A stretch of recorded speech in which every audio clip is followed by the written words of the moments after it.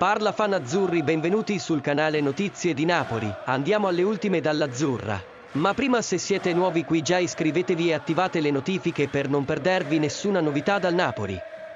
Il Chelsea è stato il principale club protagonista dell'ultima sessione di calciomercato invernale, con 8 acquisti e oltre 300 milioni di euro investiti sulla squadra, anche se tanti addetti ai lavori sono convinti che a giugno ci sarà una robusta campagna per le cessioni dei calciatori che non fanno più parte del progetto.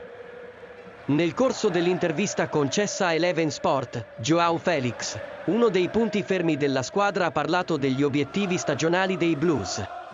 Ed in tal senso ha mandato un messaggio a tutte le pretendenti al titolo, ovviamente Napoli di Spalletti compreso. L'obiettivo del Chelsea per questa stagione è vincere la Champions League.